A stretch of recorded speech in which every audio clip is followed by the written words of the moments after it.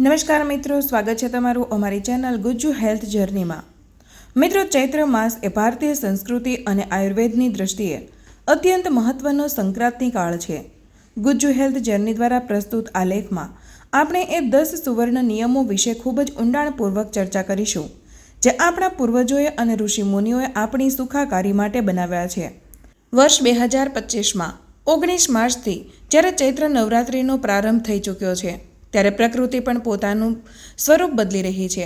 શિશિર અને વસંત ઋતુની વિદાય થઈ રહી છે અને કાળઝાળ ઉનાળાના પગરવ સંભળાઈ રહ્યા છે।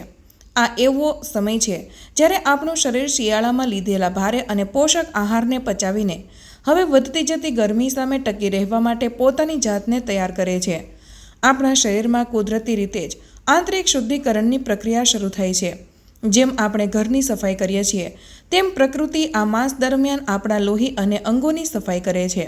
આ પ્રક્રિયામાં સૌથી મોટી અડચણ જો કોઈ હોય તો તે મીઠું એટલે કે નમક છે। પરસેવાનો સ્વાદ ખારો હોય છે, કારણ કે તે શરીરના ઉત્સર્ગ દ્રવ્યો બહાર કાઢે છે। જો આપણે આ સમયે મીઠું લેવાનું બંધ કરીએ અથવા ઓછું કરીએ તો શરીરનું શુદ્ધિકરણ બમણી ગતિએ થાય છે અને આગામી વર્ષ માટે આપણું સ્વાસ્થ્ય સુરક્ષિત બને છે।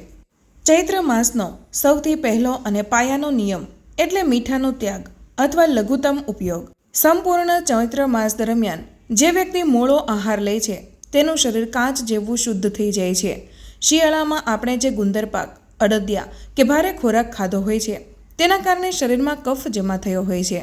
સૂર્યનો તાપ વધતા જ આ કફ ઓગળવા લાગે છે અને જો આ સમયે ખોરાકમાં મીઠું હોય તો તે પિત્તને વધારે ઉશ્કેરે છે। મીઠું પાણીને પકડી રાખે છે, જ્યારે ચૈત્રમાં આપણે શરીરના ઝેરી તત્વોને બહાર કાઢવાના હોય છે। તેથી જ આખા માસ દરમિયાન મોળું ખાવાનો મહિમા છે। જો કોઈ વ્યક્તિ આખો મહિનો મીઠું ન છોડી શકે તો તેણે દિવસના 2 સમયના ભોજનમાં મીઠું ટાળવું જોઈએ અને માત્ર એક જ વાર લેવું જોઈએ। આ સંયમ રાખવાથી ચામડીના રોગો અને લોહીની અશુદ્ધિઓ જેવી સમસ્યાઓ જડમૂળથી દૂર થઈ શકે છે। બીજો મહત્વનો નિયમ કુદરતી ફળોના સેવનો છે। પરમાત્માએ દરેક ઋતુ પ્રમાણે એવા ફળો બનાવ્યા છે જે તે સમયની જરૂરિયાત પૂરી કરે છે। ચૈત્રમાં ગરમી વધતી હોવાથી શરીરમાં પાણીનું સ્તર જાળવી રાખવું જરૂરી છે। શેરડીનો રસ, તરબૂચ, દ્રાક્ષ અને શક્કરિયા જેવા ફળો આ સમયે અમૃત સમાન છે। શેરડીનો રસ લીવરને ઠંડક આપે છે, જ્યારે તરબૂચ શરીરમાં જળ તત્વ જાળવી રાખે છે। આયુર્વેદમાં 6 પ્રકારના રસોનું વર્ણન છે, જેમાં ગળ્યો રસ પ્રથમ છે। પરંતુ ચૈત્રમાં એવો ગળ્યો ખોરાક લેવો જોઈએ જે પચવામાં હળવો હોય અને શરીરમાં તરત જ ઊર્જા ભરે। જો તાજા ફળો ઉપલબ્ધ ન હોય તો કાળી દ્રાક્ષને રાત્રે પાણીમાં પલાળીને સવારે તેનું સેવન કરવું જોઈએ।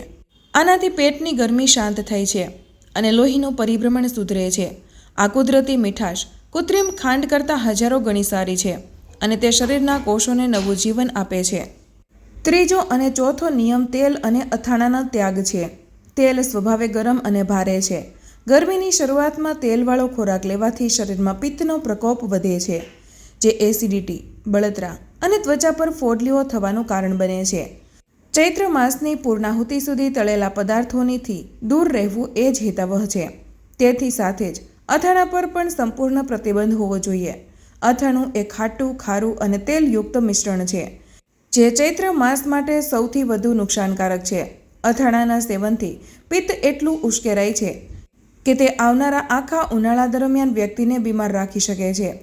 આયુર્વેદ કહે છે કે આ માસમાં જેટલો સાદો અને સાત્વિક આહાર હશે, તેટલું જ મન અને શરીર સ્વસ્થ રહેશે। પાંચમો અને છઠ્ઠો નિયમ અનાજ અને શાકભાજીની પસંદગી બાબતે છે। સામાન્ય રીતે આપણે ઘઉંના આદી હોઈએ છીએ, પરંતુ ચૈત્રમાં જુવારનો મહિમા અનેરો છે। જુવારની પ્રકૃતિ ઠંડી છે અને તે પચવામાં હળવી છે। હોળીના સમયથી જ આપણે ત્યાં જુવાર ખાવાની પરંપરા છે, પરંતુ તે માત્ર એક દિવસ પૂરતી મર્યાદિત ન હોવી જોઈએ। આખા ચૈત્ર માસ દરમિયાન જો જુવારના રોટલાને ભોજનમાં સ્થાન આપવામાં આવે તો પેટના રોગો થતા નથી। તેવી જ રીતે શાકભાજીમાં દાણાવાળા શાક પચવામાં ભારે હોવાથી તેનો ત્યાગ કરવો જોઈએ। તેના સ્થાને દૂધી, તુરિયા, ગલકા અને કારેલા જેવા વેલાવાળા શાકભાજી ખાવા જોઈએ। આ શાકભાજીમાં પાણીનું પ્રમાણ વધુ હોય છે અને તે શરીરના તાપમાનને નિયંત્રિત રાખવામાં મદદ કરે છે। સાતમો નિયમ દૂધ અને તેની બનાવટો વિશેની આપણી માન્યતાઓને સુધારે છે। ઘણા લોકો માને છે કે દહીં ઠંડુ છે, પરંતુ આયુર્વેદ અનુસાર દહીં અત્યંત ગરમ અને પિત્તવર્ધક છે. ઉનાળાની શરૂઆતમાં દહીં ખાવાથી શરીરમાં ગરમીનો સંચય થાય છે, જે બ્લડ પ્રેશર અને ચામડીના રોગોનું કારણ બને છે. જો દહીં લેવું જ હોય તો તેમાં પુષ્કળ કોથમીર અને જીરું નાખીને બપોરના સમયે લેવું જોઈએ. છાશ પણ વઘાર વગરની અને વધુ પડતી ખાટી ન હોય તેવી જ લેવી જોઈએ. 8મો અને સૌથી પવિત્ર નિયમ કડવા લીમડાનો છે. ચૈત્ર માસમાં લીમડાનું કુમળા પાનનું સેવન કરવું એ વર્ષભરનું વેક્સિનેશન છે.